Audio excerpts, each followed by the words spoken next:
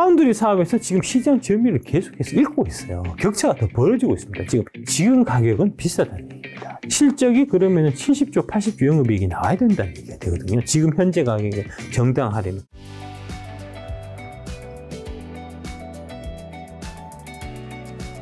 반도체 대장인 삼성전자, SK하이닉스는요? 이걸 먼저 얘기하겠습니다. 이제 워렌 버핏 얘기인데, 하늘 끝까지 자라는 나무는 없다 해서 오늘의 투자자는 어제의 성장으로 수익을 내지 않는다. 지금 하이닉스, 삼성전자 얘기하는 사람들이 어떤 얘기하냐면, 지난 이제 20년, 30년 동안 삼성전자는 언제나 실패하지 않는 투자했다. 장기로 갖고 왔을 때. 예, 그렇게 얘기하잖아요. 그게 전형적으로 어제의 성장 갖고 얘기하는 거예요. 지난 20년 동안, 30년 동안 삼성전자 계속해서 성장했기 때문에 그렇게 삼성전자 투자해서 수익이 난 거지만, 오늘 내가 투자한 사람은 과거 30년 동안 삼성전자가 지금까지 성장했던 건 아무런 의미가 없고, 지금부터 앞으로 성장을 해야 나한테 수익이 돌아오는 거거든요. 백미러를 보고 운전하지 말라라고 워렌 버핏이 얘기했는데 바로 그 얘기입니다. 지금 반도체 삼성 하이닉스의 그 과거 영화에 대해서 자꾸 이제 추억을 반추하면서 거기 투자하시는 분들은 바로 이제 어제의 성장으로 수익을 내려고 하는 거나 마찬가지고, 백미러를 보고 운전하는 거나 마찬가지입니다. 이게 이제 라이프 사이클, 산업과 기업의 수명주기 라이프 사이클이 있는데, 이 삼성전자 같은 반도체는 이런 지금 성숙기에서 쇠퇴기로 지금 접어드는 상태다 라고 한마디로 말씀드릴 수 있습니다. 우리말에 화무 11원 건불 10년이라는 얘기가 있잖아요. 이제 꽃도 열흘 붉은 꽃이 없고, 이제 권세도 10년간은 권세가 없다는 건데, 지금 삼성전자가 처해 있는 상황이 바로 그런 상황입니다.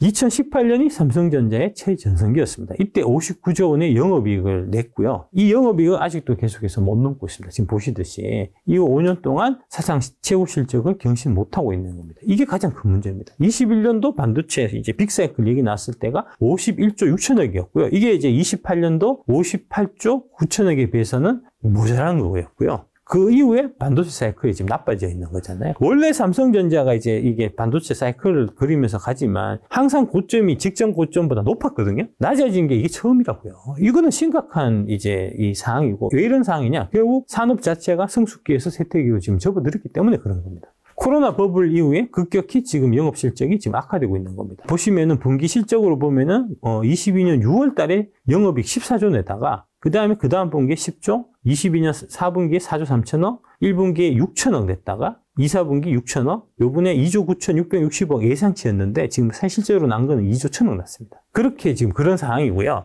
그래서 이거를 PR을 계산해 보면 22년도 실적 기준에서 PR을 계산해 보면 12.6이고요. 올해 실적으로 계산해 보면은 68.8이 되고, 이거를 이제 2018년으로 지금 현재 시총 72,900원 기준 435조. 그러니까 2018년만큼의 이익을 앞으로 삼성전자가 낸다. 그러니까 59조의 영업이익을 다시 낸다고 했을 때 그러면 PR이 몇 배가 되냐? 계산해 보면 9.2배가 돼요. 이 삼성전자나 하이닉스 같은 이 사이클 산업은 이 상승턴 업에서는 PR이 대략 5배, 6배 해야 됩니다. 지금 이 얘기는 뭐냐 하면, 삼성전자 앞으로 이제 지금 여의도나 이거 삼성전자 반도체 앞으로 업턴이니까 이제 앞으로 투자 유망하다라고 얘기를 하지만, 실제로 업턴에 대해서 이익이 나온다고 하더라도 그때 업턴돼서 이익 나왔을 때 2018년처럼 59조 나와갖고는 지금 가격은 비싸다는 얘기입니다. 지금 현재 가격.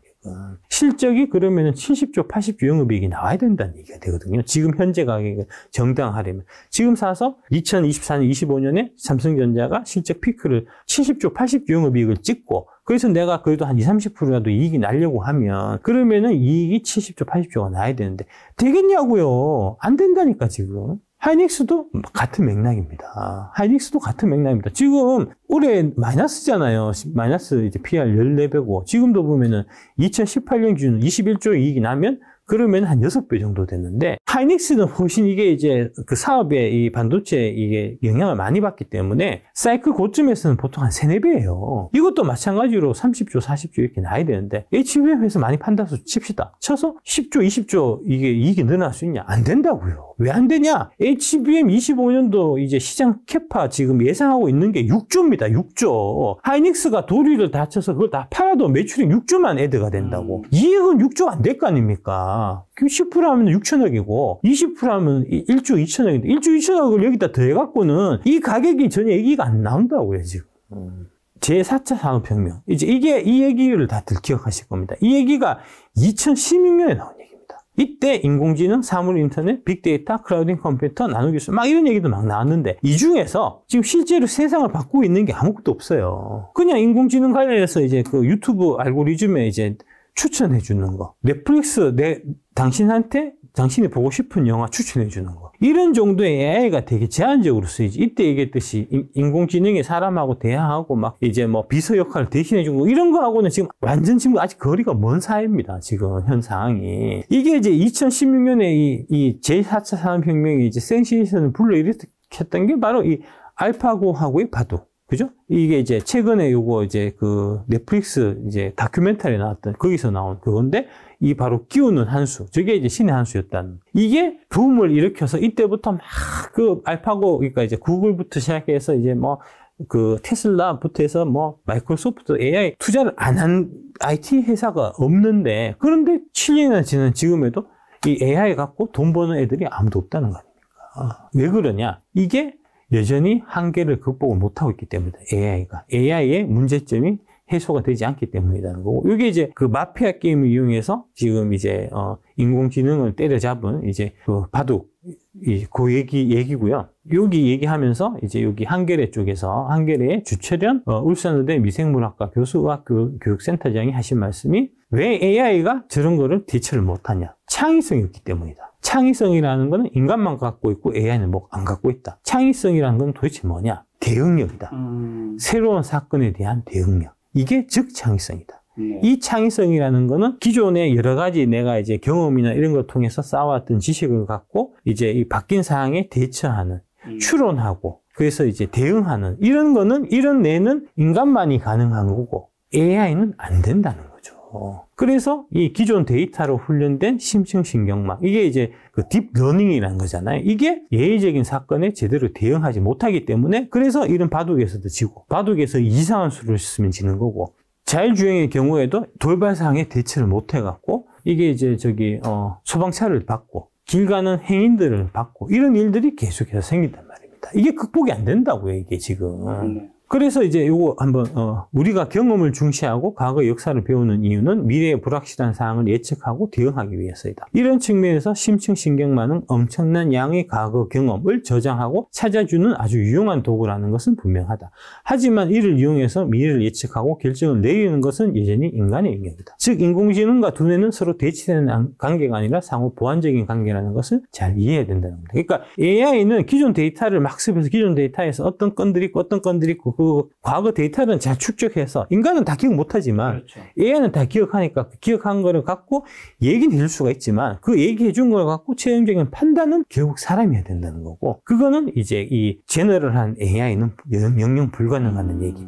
제너럴한 AI가 필요한 자율주행 같은 거는 영원히 어렵다는 그런 거를 지금 계속해서 지금 이 AI 학계에서는 계속 얘기하고 있다는 이제 그런 얘기입니다. 그래서 2016년 이후에 7년 동안 상업화에 계속해서 실패하고 있고, 오히려 지금 이제 이 개발자들은 이 열의에 지금 불타고 있는 게 아니고 오히려 좀 이제 한계에 지금 봉착해 있는 그런 상황이라는 겁니다. 근데 무슨 AI 혁명 같은 소리 하고 있습니까? HBM이 지금 가트너가 되게 유명한 조사기관이에요. 여기서 지금 시장 규모 전망한 게 23년에 20억 달러, 24년에 33억 달러, 25년에 49억 달러 정도를 지금 예상하고 있습니다.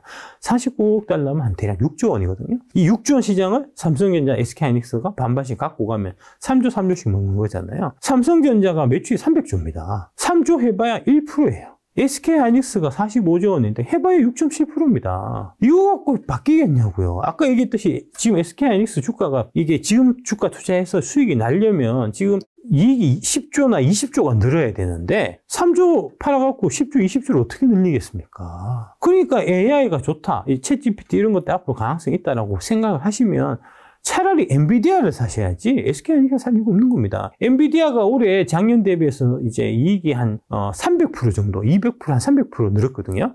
그러면서 지금 엔비디아 주가가 대략 작년 대비해서 한 250%, 300% 이렇게 증가한 겁니다. 그러니까 이게 300% 늘어서 이익이 증가했으니까, 엔비디아는 그럴만해. 앞으로 미래에 대해서는 또 모르겠지만, 저는 이제 이 미래를 안 좋게 보니까, HBM이나 AI 같은 경우에, 엔비디아 저 같으면 안 사겠지만, 그래도 일단 말은 된단 말입니다. 가장 결정적인 문제는 삼성전자 파운드리 사업의 부진이에요. 그러니까 삼성전자는 지금 이제 100조짜리, 200조짜리 매출이 필요합니다. HBM 3조짜리 매출 갖고는 회사가 안 바뀌어요. 100조, 200조 매출할 수 있는 거는 파운드리 사업인데 파운드리 사업에서 지금 시장 점유율을 계속해서 잃고 있어요. 격차가 더 벌어지고 있습니다. 지금 22년 1분기만 해도 TSMC가 54%, 삼성전자가 15%였는데 23년 1분기에 59대 13으로 더 벌어져 있어요. 그러면서 파운드리 관련해서는 계속 안 좋은 얘기만 삼성전자에서 계속 나옵니다. 이래 갖고는 답이 없어요. 그래서 제가 삼성전자, SK하이닉스 포함해서 반도체 장비는 더더욱 그렇고 반도체 팔아서 2차전지 사야 된다고 말씀드리는 게 바로 그거고요. 이게 결정적인 겁니다. 이렇게 보면 반도체는 지금 누워 있잖아요. 메모리 D램은. HBM이 가세해도 여전히 누워 있는 거는 마찬가지예요. 반면에 2차 전지는 우상향하고 있는 거 아닙니까?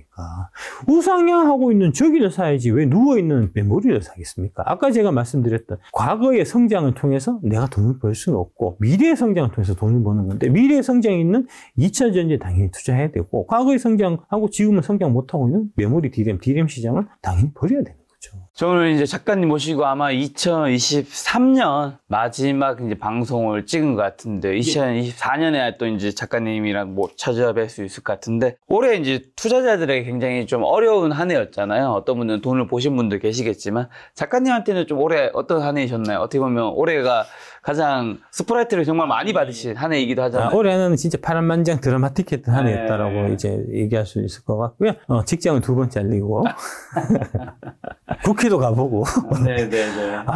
올해 진짜 뭐 제가 신문기사 엄청 많이 났고요, 기사. 네네네. KBS 9시 뉴스 나왔고, MBN 뉴스도 나왔고, SBS, JTBC 뉴스에도 제가 나왔고. 네. 텔레비전에 나오네요, 진짜. 네. 하여튼, 좀 파란만장했고요. 재밌었던 한 해였던 것 같습니다. 재밌었던 한 해인 것 같고. 요거 누가 올려주셨던데, 이제, 22년 이제. 개 땡땡 구간이 너무 웃기네. 22년 이제 하반기에 제가 이제 등장하기 시작해서 이제 박순육 등장 구간. 맞습니다. 예, 올해 이제 상반기에는 박순육 주목 구간이었고. 1분기 때 저희 채널 나왔었죠. 예. 그 다음에 이제 7월 달에 박순육 환호 구간.